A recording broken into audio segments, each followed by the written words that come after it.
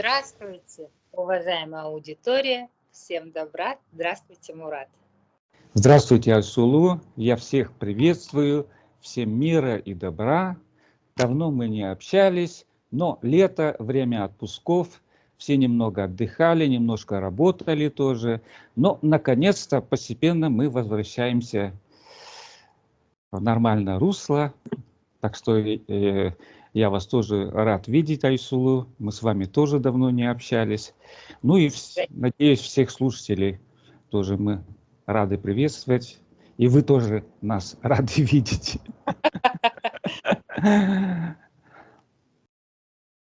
Мы сегодня по плану хотели просто продолжить обсуждение книги «Тайны тибетских мастеров». Пожалуйста, Мурат. Да, я с удовольствием, тем более, что, как всегда, значит, следующий эпизод полон всяких и чудес, и всего интересного. Вообще, я с самого начала говорил, эта книга необычная. Вот буквально каждую страницу перелистываешь, и на каждой странице чего-то интересного, чего-то ценного можно прочитать. Ну и все это тоже сопровождается описанием каких-то чудес, которые они это наблюдали воочию и так далее. Но вы знаете, перед тем, как начать, я бы немножко отступил от темы и хотел бы затронуть совершенно другую тему, о которой мы уже говорили, но как бы так немножко не закончили. Эта тема касается Сталина.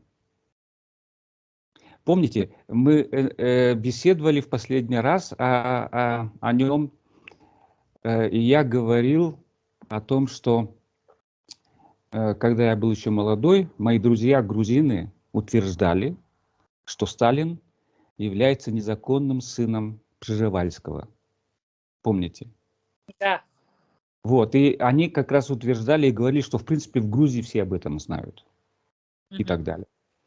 Так вот, после этой нашей с вами беседы, буквально дня через 2 или 3, я как-то открываю компьютер, и вдруг прямо в YouTube мне попадается такой короткий ролик, который был озаглавлен, значит, ну что-то вроде «Сталин, сын, значит, Пржевальского», ну как-то так.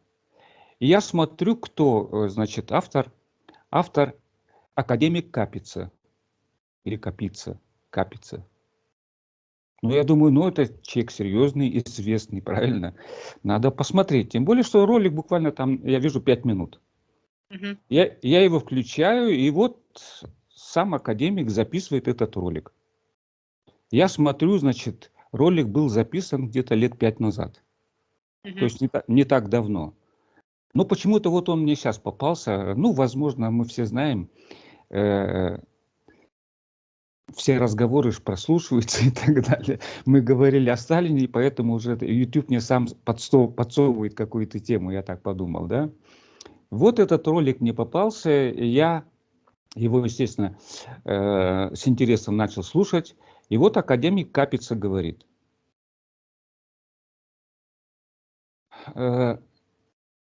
однажды, говорит, я копался в архивах моего деда и случайно обнаружил письмо. И это письмо оказалось от Пржевальского к моему деду адресовано было. Ну, я, говорит, взял, прочитал его, и там, ну, вот как бы черным по белому было написано. Видно было по переписке, что они, значит, близкие друзья. Они действительно дружили. Я, говорит, знаю, дед рассказывал, что он знал хорошо Пржевальского и так далее. Вот.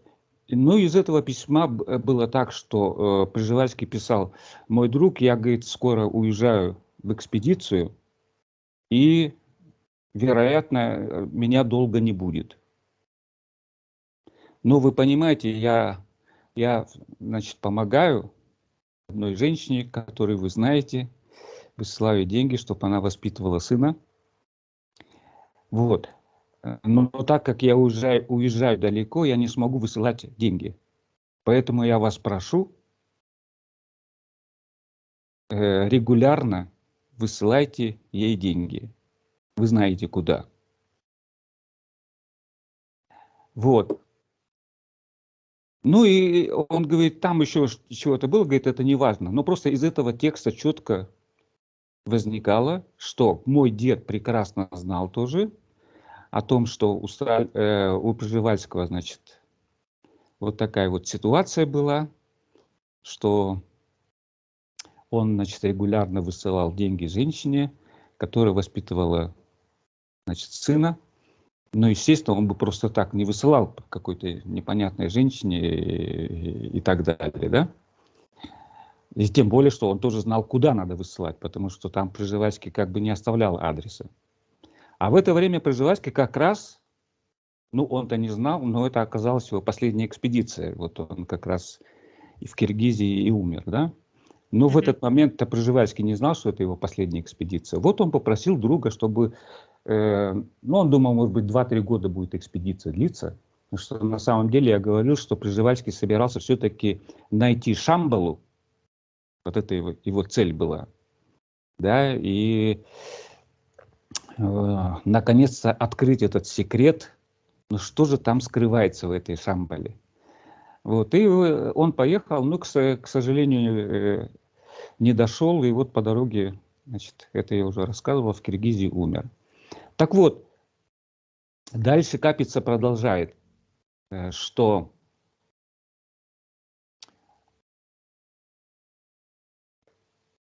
ну, говорит, мы знаем, что Пржевальский с этой экспедиции не вернулся,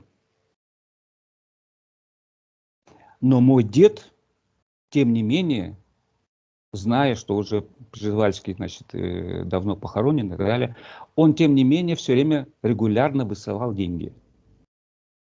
Ну, понимаете, вот преданный друг.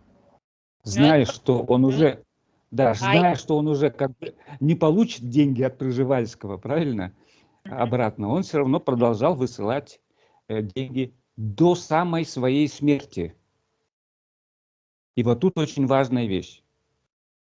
Мой дед умер, он говорит, в 1896 году.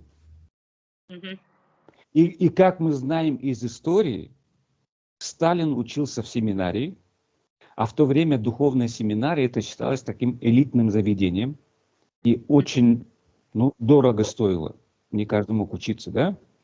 И вот из истории мы знаем, что в 1896 году Сталин неожиданно за год до окончания, будучи одним из лучших учеников, бросает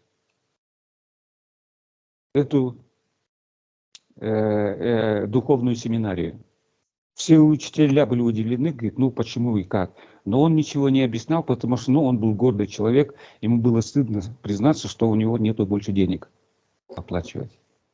Так что вот, говорит, все сходится. Мой дед, говорит, умирает в 1896 году, и в этом же году Сталин вынужден бросить эту духовную семинарию, потому что он уже не мог ее оплачивать, потому что больше никто ему денег не высылал. И вот теперь это разгадка, потому что истории очень долго, я помню тоже как-то читал, то есть слушал какого-то историка, который тоже говорил, непонятно действительно, почему Сталин вот бросил эту духовную семинарию, будучи действительно хорошим, примерным, можно сказать, одним из лучших учеников этой семинарии. Вот это оставалось загадкой. Ну и вот Капица эту загадку вот наконец-то раскрыл. Говорит, случайно, вот копаясь в архивах своего деда, открыв это письмо и потом соотносив все это, вот смерть его, уход Сталина из духовной семинарии, вот все сходится. Очень интересно, как гипотеза. Но для вас по-прежнему это гипотеза, для меня это уже факты такие неоспоримые, в принципе, потому что, ну, такие вещи, ну, просто так не делаются. Просто так никто никому деньги не высылает годами. Правильно? Даже между хорошими друзьями бывает всякое. Но это вот возможно только действительно, если ну, что-то вот такое родное, что-то должно особенное связывать, чтобы вот Пржевальский тоже перед экспедицией, ну, просил настоятельно, чтобы вот регулярно выслались деньги и так далее. Ладно, вот, так что вот как бы завершая эту тему, я просто хотел сказать, что неожиданно вот такой вот для меня тоже этот факт скрылся, что оказывается дед Капицы был близким другом Пржевальского, и вот такая переписка была. Ладно, теперь тогда возвращаемся теперь к книге. Вот.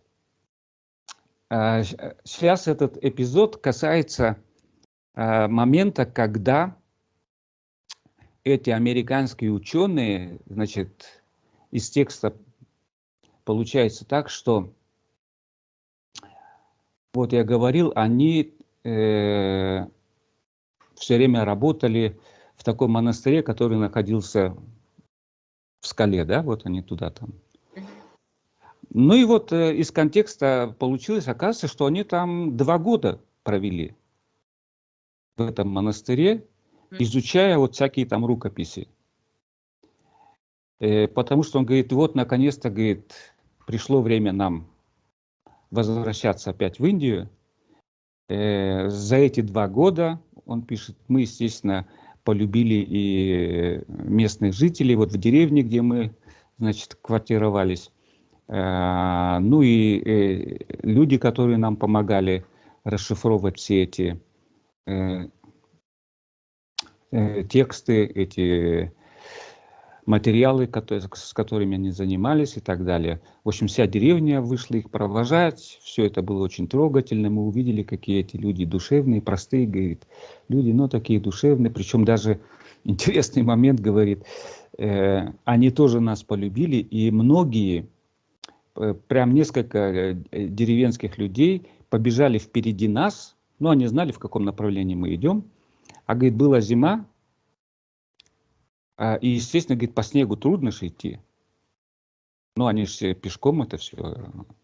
Так вот, эти несколько людей специально впереди них бежали, чтобы вот тропинку вытоптать, чтобы, да, чтобы им было легче идти.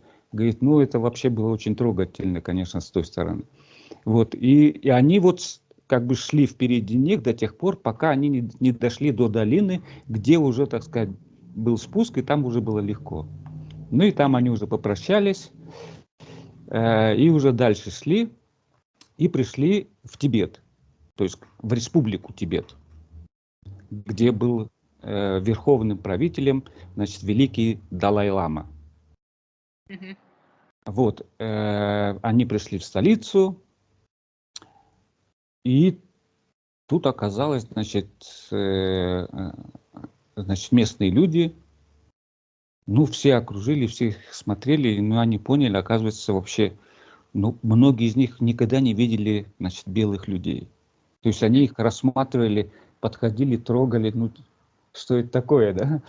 Ну, говорит, причем это все было так естественно с их стороны, они с таким любопытством рассматривали и так далее. Говорит, что говорит, нам даже представили охрану, чтобы отгонять местных жителей, потому что, говорит, они все хотели нас потрогать, и вообще, как бы, вот, ну, интересно им было вообще очень все это дело. Вот. На следующий день Далай-лама пригласил их в свой дворец. Вот, мы, говорит, всей группой, ну, вся экспедиция 12 человек было, вот мы все пришли, он нас поприветствовал, все было торжественно, красиво. У нас, говорит, очень много вопросов было, мы, говорит, засыпали его вопросами, но нам ответили, Далай-лама ответит вам на все вопросы завтра. Ну и на этом аудиенция закончилась, говорит, и когда мы выходили, вдруг мы обнаружили огромное количество лежащих таких плиток. И эти плитки были из глины, меди, бронзы и тонкого мрамора в идеальном состоянии. Говорит, нас это заинтересовало, мы начали, значит, разглядывать и увидели, что все эти таблицы были пронумерованы. Там было, значит, много на этих таблицах, много инкрустированных золотых фигур. Все названия глав, ну, тексты, да, перед текстом все названия глав были написаны из чистого золота. Вот. И все эти тексты, вот это, значит, были обрамлены такими лепестками цветов разных, ну, цветы. Не в смысле разного цвета, а в смысле цветы, как, ну, как вот там розы, Ну да. пионы, вот такими цветками. Вот. И эти цветки тоже были, значит, сделаны из золота.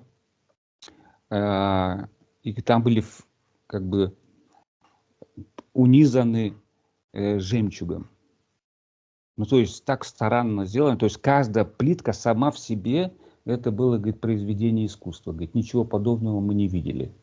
С такой старанностью сделано и так далее. Ну, говорит, естественно, мы заинтересовались, что это такое.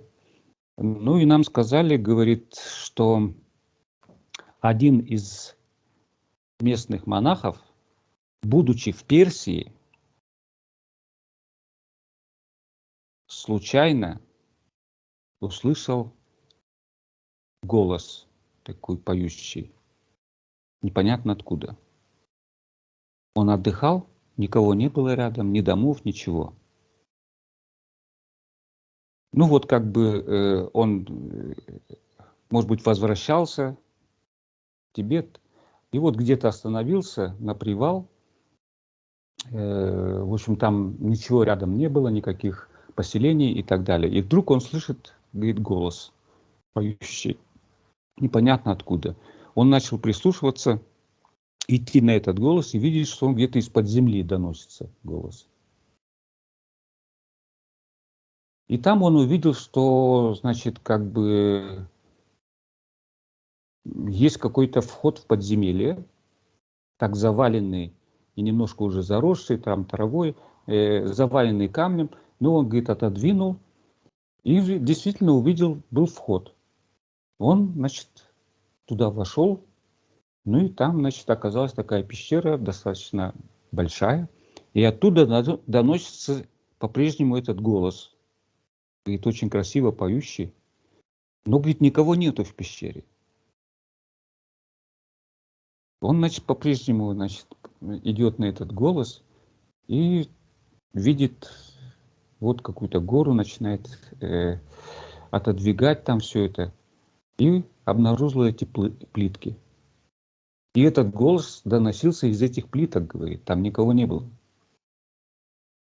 Говорит, вот таким образом он обнаружил эти плитки, посмотрел, но увидел, что это какие-то, ну, древнейшие, на непонятном для него языке написанные, но видно, что очень ценные. И он решил их забрать. Но сам он не мог это все унести, поэтому он, значит, возвратился в ближайшее селение, начал искать каких-то своих соотечественников, нашел пару соотечественников, в общем, долго их уговаривал, они не верили, но он их наконец-то уговорил. Они взяли там пару верблюдов, пришли на то место, все это погрузили, и он это привез в Тибет. Можно сказать, украл таблицы в Персии и привез в Тибет. Вот, и говорит, вот сейчас, говорит, они здесь лежат, и, говорит, мы их изучаем, потому что у нас есть один монах, который знает этот старинный персидский язык, И мы их тоже начинаем вот только-только, значит, расшифровывать. Но видим, что там какие-то, ну, такие философские тексты глубокие. И какие-то тоже, может быть, тайные знания, потому что, ну, явно на таких плитах было записано наверняка что-то очень ценное, что хотели, чтобы сохранилось для потомства, да, для последующих. Поэтому там действительно, говорит, очень много всяких мудростей. Говорит, мы пока только немного перевели, но уже видим, что это очень ценные тексты. Вот, но, говорит, да? Голос еще бывает в песне? Да, Да? да. И вот эти американцы, они тоже были свидетелями, они услышали тоже этот голос. Опять, говорит, в какой-то момент, вот пока они там разговаривали и так далее, сидели, вдруг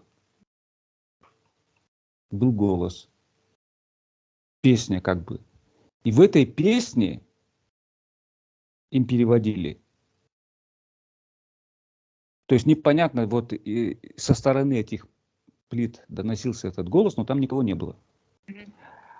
И этот, который понимал, он переводил сразу сходу, говорит, эту песню. Ну и получалось, что как бы вот эта песня, она как бы объясняла, что написано на этих плитах. И там действительно как бы несколько куплетов было, из которых вот получалось, что там вообще как бы и космические вещи описаны, вот Вселенная как устроена, и как вот наша Земля, и какое отношение имеет, и так далее. Ну вот так вот, если коротко.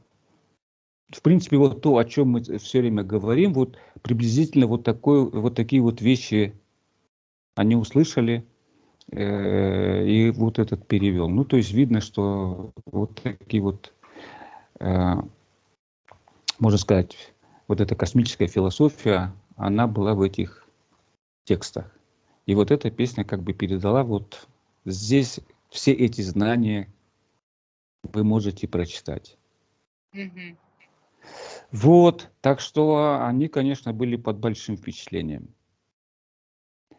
И когда они возвратились к себе к вечеру, они обнаружили, что там их ждал Эмиль. Ну, вот этот главный мастер, который их сопровождал с самого начала. Они, говорит, естественно, очень обрадовались. И он был при этом с мамой со своей, которая вот время от времени появлялась, да, из другого измерения. В общем, была встреча очень теплая, мы все, говорит, друг друга приветствовали, общались. И во время разговора там речь зашла о Шамбале. И вот Эмиль сказал, что вот они прям завтра идут в Шамбалу. Но, значит, могут взять только нашего руководителя нашей экспедиции. Так что, говорит, мы не могли идти, и вот на следующее утро они ушли в Шамбалу. А мы, говорит, остались, и на следующий день Далай-лама их опять позвал к себе. И, говорит, мы видели, все было торжественно обставлено, там много было монахов, все это было очень красиво и торжественно. И Далай-лама, говорит, вручил всем нам такие грамоты, как бы, которые говорили о том, что вот, ну, то есть Далай-лама сказал, что вы будете нашими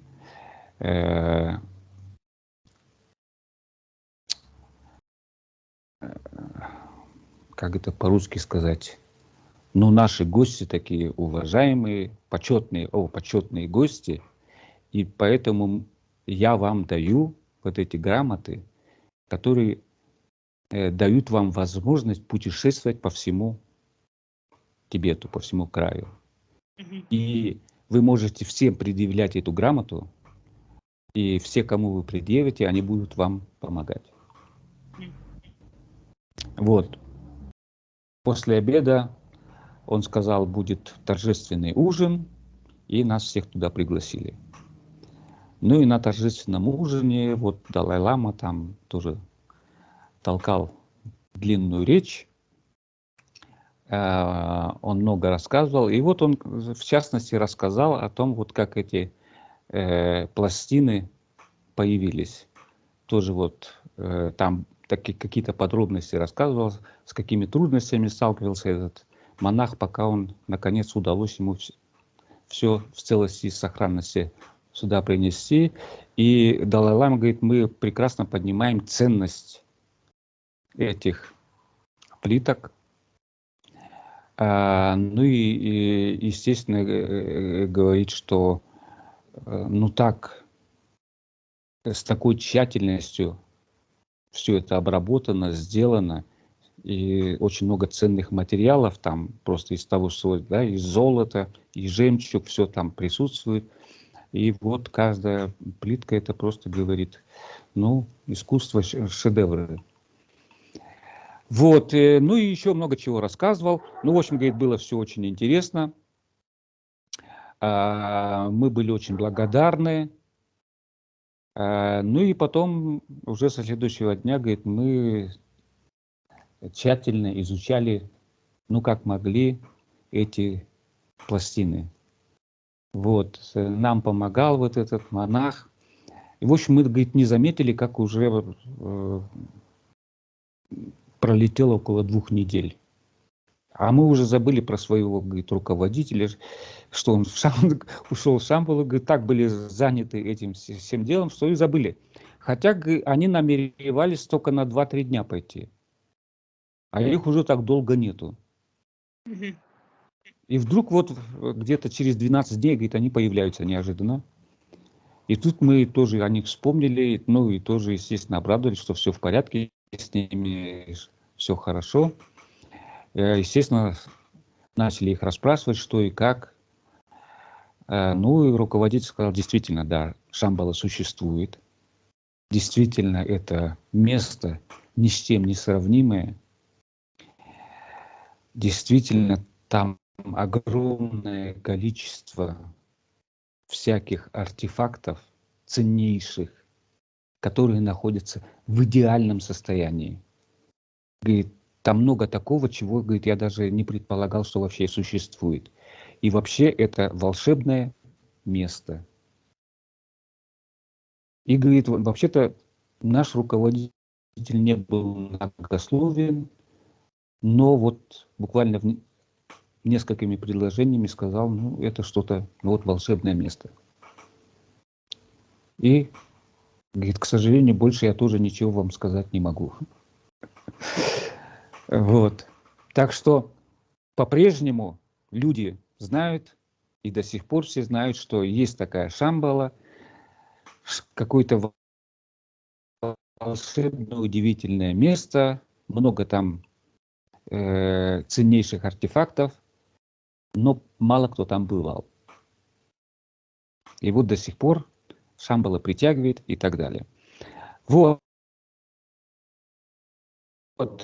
Ну, говорит, наконец-то мы тоже, пришло время нам идти дальше, значит, в сторону Индии. Мы по дороге хотели там зайти, посетить один монастырь, который находится, ну, считается, что он находится тоже на горе, и это самый высокий монастырь вообще на свете. То есть высоко, очень высоко. И там нам сказали, что там находится, значит, знаменитый мастер Пуриджи. Так звали этого мастера Пуриджи. И как раз, говорит, вот сейчас в это время, там он, по-моему, раз в году встречается с пилигримами, то есть все, кто хотят его увидеть, послушать. И вот они все туда устремились, ну и мы тоже решили успеть, чтобы встретиться и увидеть этого великого мастера. Так что, говорит, поблагодарили Далай-ламу и всех, значит, кто нам помогал, и, говорит, пошли в сторону. Говорит, нас сопровождала пару мастеров. И нам надо было пройти там несколько десятков километров. Но, говорит, мы все время чувствовали, что вообще-то нам было очень легко. А там же это, ну, Тибет, горная местность и так далее. Говорит, мы вообще не чувствовали усталости, так легко передвигались и так далее.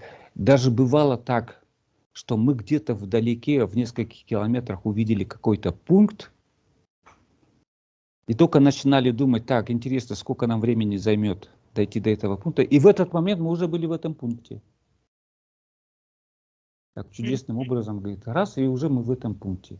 И вот все время вот так все очень легко происходило, мы так легко преодолевали.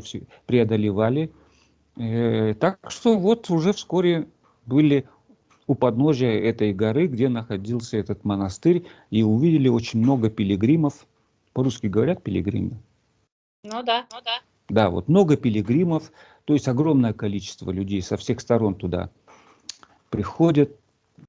Вот, мы пришли,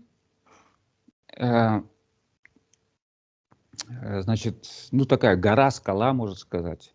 У подножия встали и увидели, что там, значит, было сделано так, что, значит, ну вот типа какие-то монастыри вот так, да, как бы первый этаж, да, ну или там, скажем, на уровне третьего этажа, вот так монастырь. Потом выше еще, и еще вот так. И вот на самом верху вот находилась вот эта святыня, где, значит, мастер Пуриджи. Но что самое интересное, все это была отвесная такая скала, и никаких лестниц там не было. И вот мы стоим, и уже вечер надходит. Нас всех, огромное количество этих пилигримов, разделили на группы и сказали, кто где будет ночевать. Там кому-то сказали, вы там будете ночевать, вы там. Ну, а у нас получилось, что вот мы, значит, на ближайшем. Тем не менее, ну, туда тоже надо было как-то добраться. Там, говорит, была только такая какая-то, ну, типа вроде трубы вот такой, на которой как бы вот так эта скала, вот так, такая труба идет, да, и вот как бы часть скалы, она как бы опиралась. Опорная. Ну да, что-то такое, да. Такой столб, можно сказать, да, на котором опиралась часть скалы. Ну и все это где-то на уровне, не знаю, третьего этажа там только. И, ну, никакой лестницы, и мы уже так думаем, так, как же мы теперь туда будем забираться? Ну, наверное, придется по этой трубе как-то, по этому столбу как-то вот проявить свои, значит, возможности. Вот, в этот момент подошел один, значит, монах, произнес короткую молитву и сказал «Аум». И мы все оказались наверху. Я не сомневалась. И таким же образом, да, и таким же образом, говорит, все остальные группы были перемещены, каждый в своей, так сказать, заквартирование. Вот. И мы увидели, что там, значит, уже были готовы какие-то помещения, очень удобно, мы там выспались. А когда утром проснулись, вышли, видим вдруг широкая, прекрасная лестница вниз. Причем такая, ну, солидная. Не просто так на скорую руку сделано. И говорит, за одну ночь такую лестницу невозможно было сколотить. Ну, говорит, ну, солидная, огромная лестница.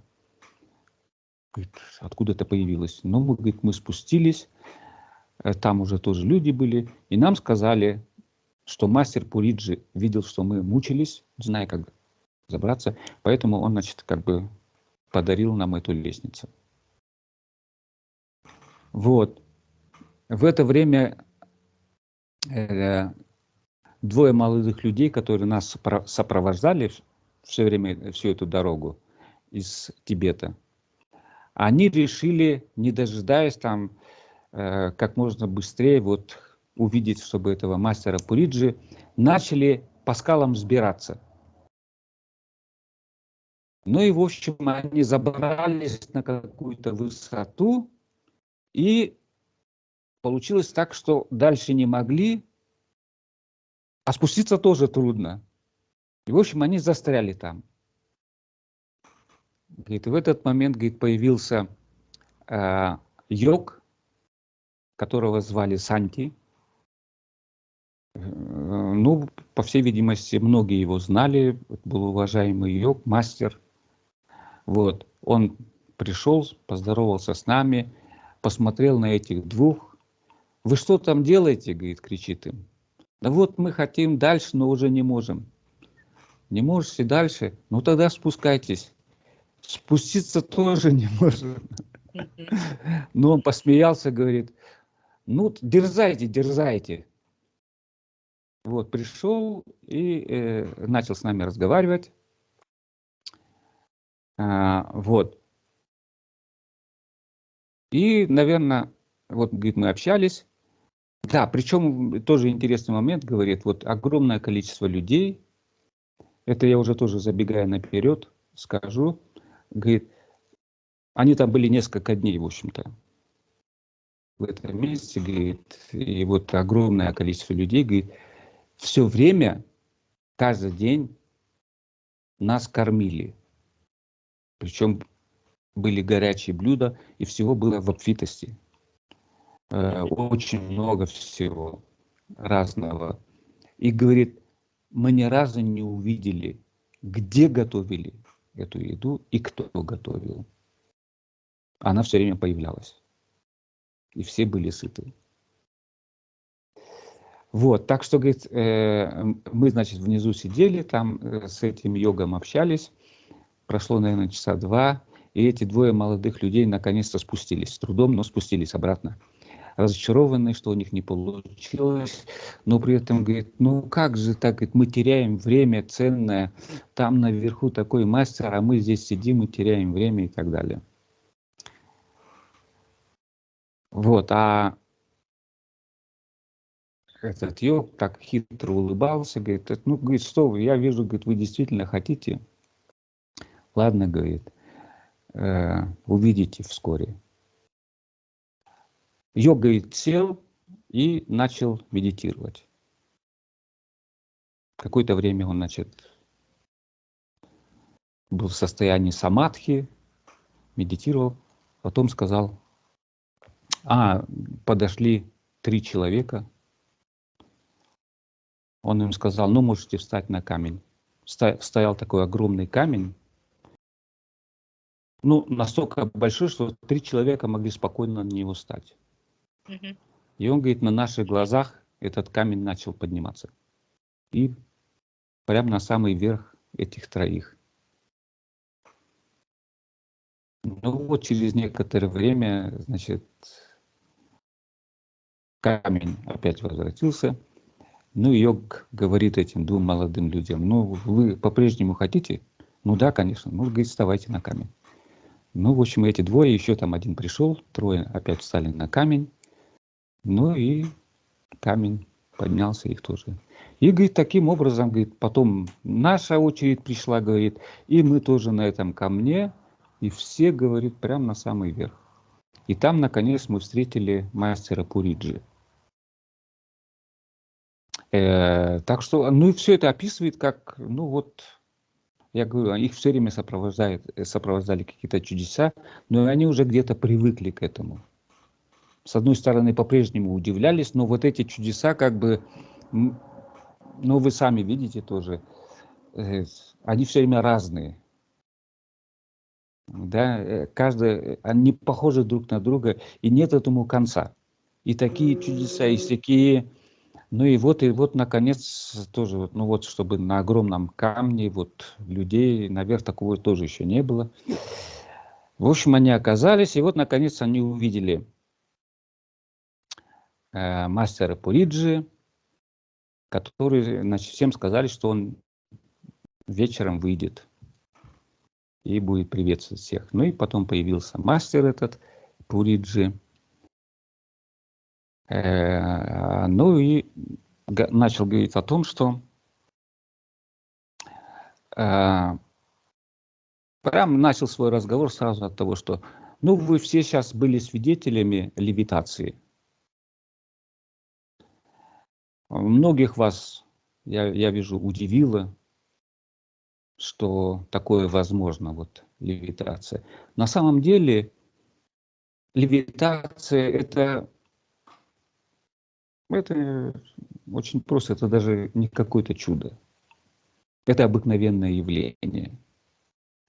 Когда-то Будда, который умел левитировать, благодаря вот левитации он смог посетить очень много мест, где он встречал разных мастеров, которые оказали на него огромное влияние. Ну и вот это все благодаря, значит, левитации, говорит, он смог столько мест посетить. Вот. Я, говорит, в свое время встречал тысячи и тысячи, значит, людей, которые свободно могли левитировать. Так что, говорит, левитация это даже не чудеса. Есть вещи, которые гораздо более такие спектакулярные, о которых можно говорить, что вот это чудеса. А левитация это, говорит, так себе. Вот, так он начал свой разговор, и потом он говорит, чтобы вообще чего-то достичь, конечно, помогает медитация, и одна из таких, может быть, главных медитаций – это слово «аум». Вот на Западе он говорит, вы, говорит, произносите это сокращенно просто «ом», а правильно он говорит «аум». Мгм. И вот на это слово можно медитировать. Кстати, тут опять я немножко отступлю. Недавно, не так давно, Димаш представил свое последнее сочинение, крупное, и тоже впервые он такое крупное сочинение написал под названием «Реквием». Удивительное сочинение, которое он, конечно, исполнил ни с кем не сравнимое его исполнение, его голос и так далее. Вот. И в этом сочинении, значит, в средней части, там, значит, есть такой импровизационный момент, где Димаш произносит 4 раза «аум». И вот я обратил внимание, он это делал правильно. Потому что вот этот мастер Пуриджи тоже говорит, «аум» надо произносить горловым голосом. «Аум». И так очень низко. «Аум». Чтобы «ага». Вот. И вот «аум». И вот именно так Димаш произносил. 4 раза произнес это «аум». Ну вот это я тоже так просто обратил внимание, откуда Димаш это знает, как надо произносить. И еще при этом горловым голосом, очень низким. Вот. И он тоже объясняет, немножко объяснил, что надо медитировать на каждую букву отдельно. Когда, говорит, вы погружаетесь сначала в букву А и доходите как бы до глубины в своей медитации, то в этот момент, значит, вообще медитация о Боге. То, что вы как бы начинаете погружаться То есть это помогает вам погрузиться сознательно о Боге и думать о Божественном. Да? Когда, говорит, вы доходите до момента, что начинаете медитировать на букву У, и опять-таки доходите до глубины всего этого, то у вас появляется внутренний свет. И когда вы уже приступаете к последней букве Ом, если вам удастся как бы достигнуть тоже вот глубины всего, что скрыто под этой буквой, то вы поймете, что у вас будет внутри звучать, что я и Бог, мы едины. И в этот момент вы сразу получите просветление. То есть каждый, кто смог вот как бы на аум достичь как бы мастерства, то в конце у него автоматически идет просветление. И вот это чувство единения, что я и Бог, мы едины. И вообще он сказал, что вот эта медитация над аум вбирает в себя все. Все, что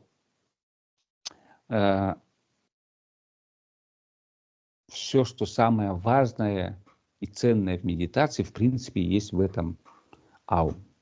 И благодаря... Пожалуйста, произнесите, как это правильно. Ну, я так точно не могу, но это горловым голосом. Так.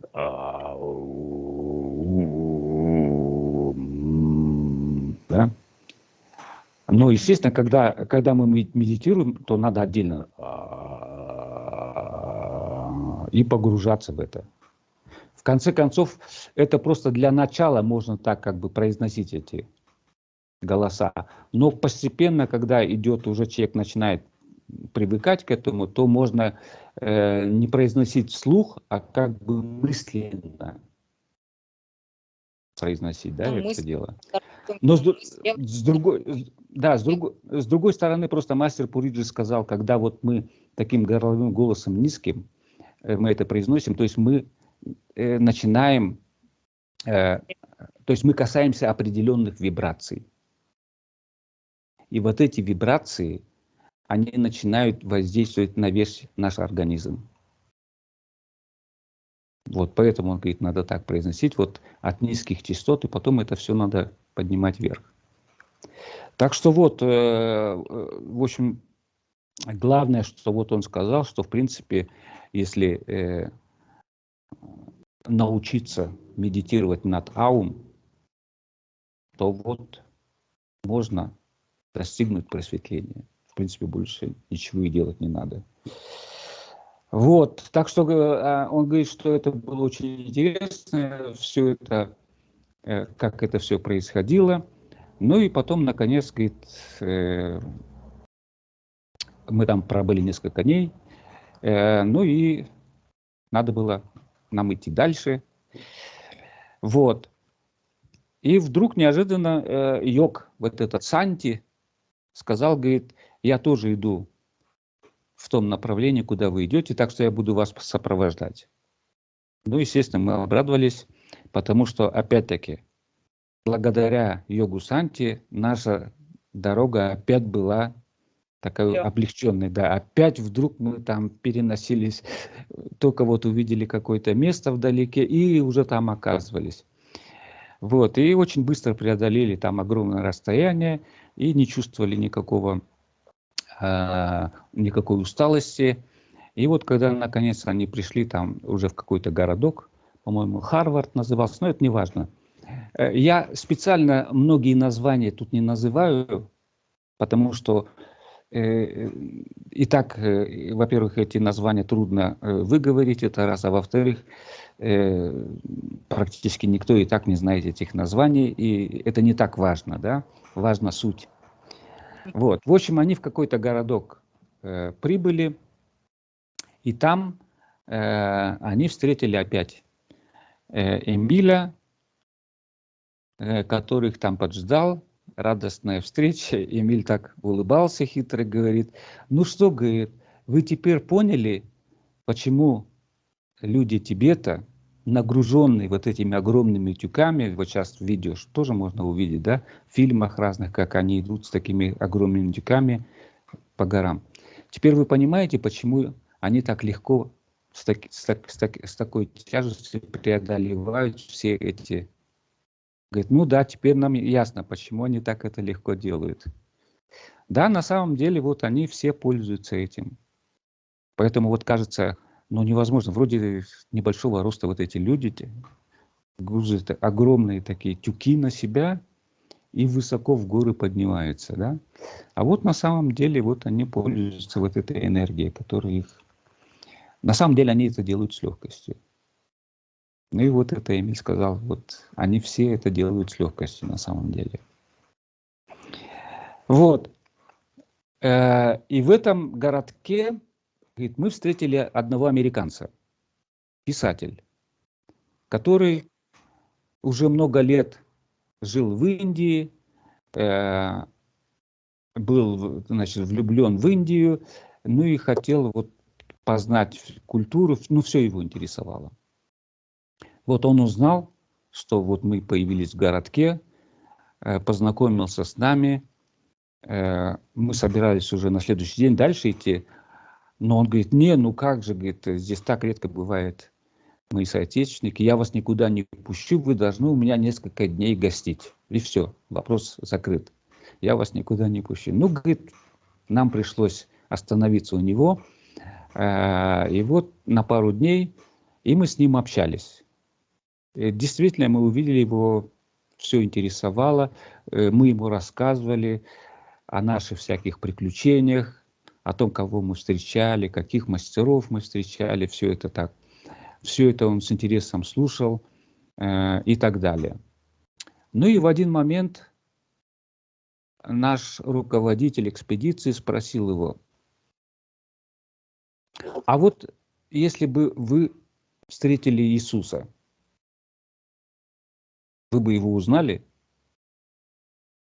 Он говорит, да, конечно, непременно я бы его узнал. А как бы вы его узнали? Ну как? Не знаю, но я бы его точно, говорит, узнал. Ну и вот, говорит, мы потом пришли к себе, и у нас было короткое совещание. Потому что мы на следующий день уже собирались идти в следующее место. Мы знали, почему этот вопрос был задан насчет Иисуса, потому что мы знали туда, куда мы идем. Там должен был нас ждать Эмиль, ну и там часто появлялся Иисус. И мы его там уже несколько раз встречали, мы это знали. Конечно, у нас не было уверенности, что в этот раз Иисус там появится. Но надежда была, что он может там появиться. И поэтому мы тут... Извините, а вот этого соотечественника взяли с собой? Нет, он пока что только спросил его.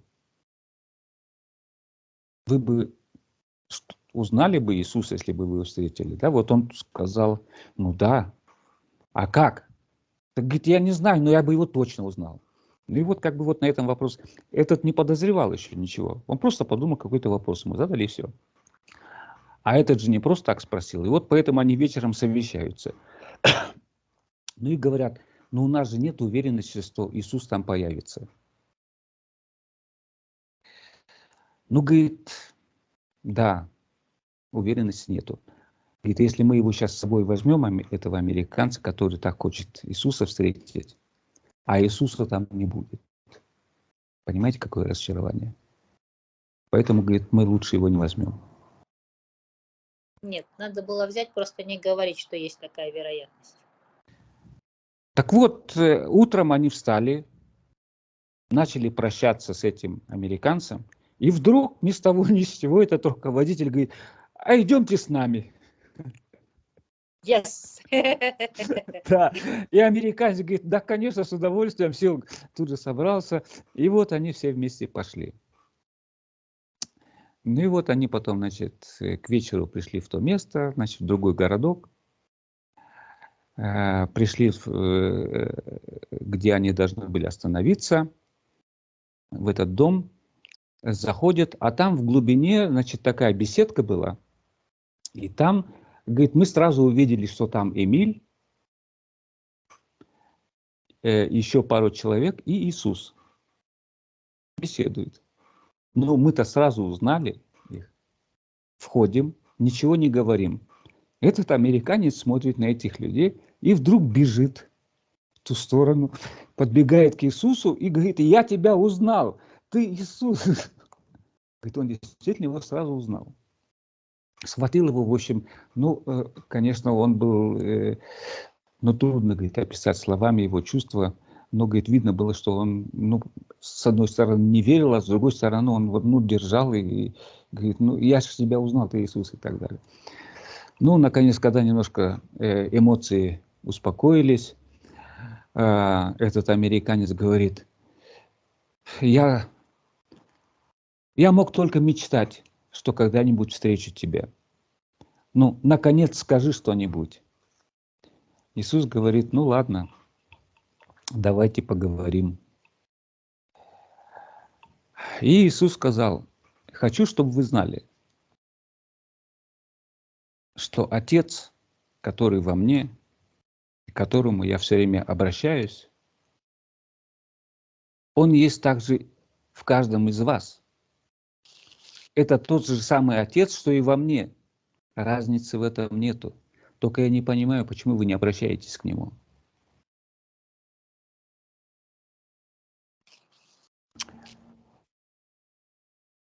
Далее он говорил: надо повышать свои вибрации. Повышайте свои вибрации своего тела, пока вы не достигнете белого света.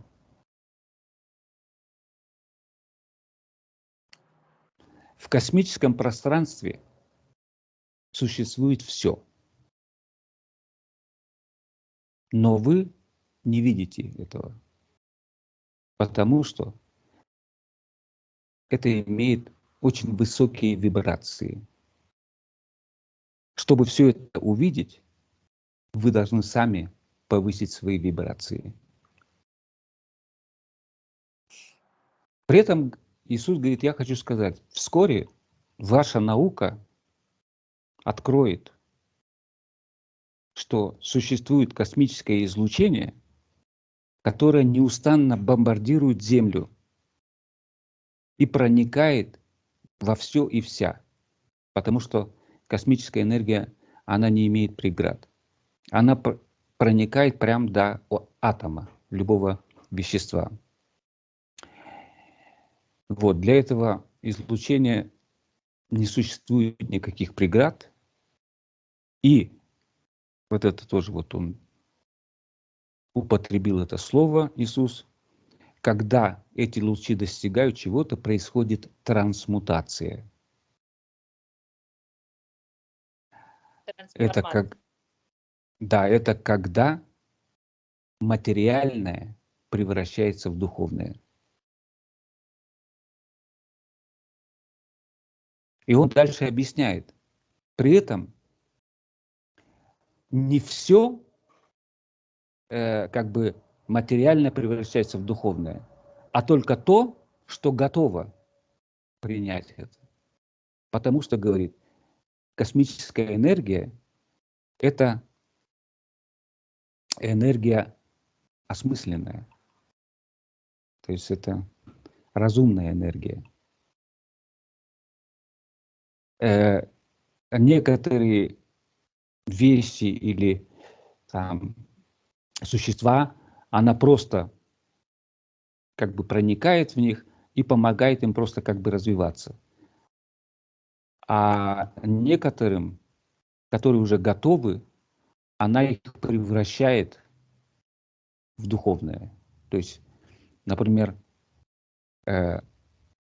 может быть такое, что какое-то дерево, которое, я как-то говорил, что дерево иногда, то есть деревья, они относятся ко второму измерению, да?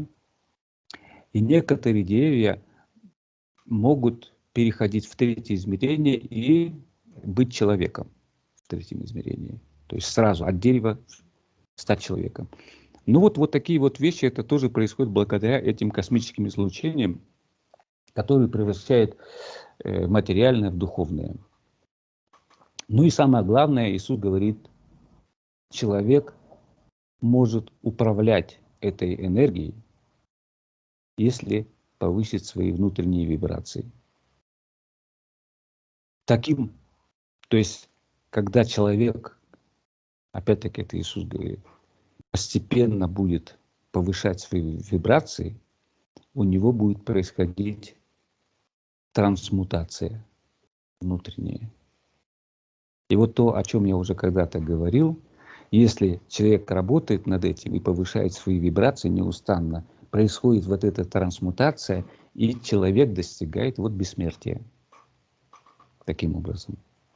Ну, когда-то я в одной беседе вот говорил о том, что, в принципе, у человека есть такая возможность достичь бессмертия. Но вот для этого, вот тут как раз Иисус объясняет. Хотя здесь Иисус не говорит, что человек достигает бессмертия, он просто говорит, что вы можете трансмутировать свое тело. Но я как бы продолжаю здесь мысль Иисуса и говорю, что вот эта трансмутация, она может привести к тому, что человек, то есть человеческое тело станет бессмертным. Вот. Ну и в конце Иисус сказал, что в принципе, вот как он сказал, в космическом пространстве существует все. И если, говорит, вы умеете управлять энергией, вы можете иметь все, потому что там существует все. Да, просто имеет очень высокие вибрации. И чтобы материализовать, любое вещество можно материализовать, да, хлеб, еду или какие-то предметы, просто мы берем и вибрации понижаем. И они материализуются таким образом. Поэтому он говорит, в космическом пространстве имеется все. Просто, говорит, вы сначала научитесь управлять своей энергией, и постепенно у вас появится возможность управлять тоже космической энергией. А тогда у вас будет все. И вы не будете нуждаться ни в чем. И все это человек имеет. То есть в нем это все заложено. Вот. Потом, значит, этот американец сказал, а мы можем поговорить тоже вот на библейские темы. Вот Иисус улыбнулся, сказал, да, конечно, мы можем об этом тоже говорить. Но, типа, давайте на следующий день. Поэтому, я думаю, мы тоже на этом прервемся. На сегодня, я думаю, тоже хватит этой информации, чтобы... Вот. И в следующий раз, вот, может быть, уже коснемся тоже этого эпизода, когда Иисус будет, ну, коснется библейских тем. О том, что написано в Библии и как это интерпретировать и так далее. Ну, я думаю, тоже будет интересно. Спасибо. Вот. Но это, да, но это пускай будет отдельной темой. Спасибо. До свидания, дорогая аудитория. До свидания, Мурат. Потрясающая беседа. Я аж прослезилась. Спасибо большое. Ой, а я думал, просто у вас, может быть, что-то в глаз попало. Я как представила эту встречу, вот прям слезы потекли от счастья. Я прям поняла его состояние. Спасибо большое. Вот. И вам спасибо. Всем спокойствия, души. И никогда не теряйте надежду. И знайте, что у каждого человека неограниченные способности. Все зависит от самого человека. Будет он развиваться или нет. Поэтому всех я призываю, попробуйте, повышайте свои вибрации. И все будет. Счастливо, Айсулу. Спасибо вам за беседу тоже. До свидания. Счастливо всем.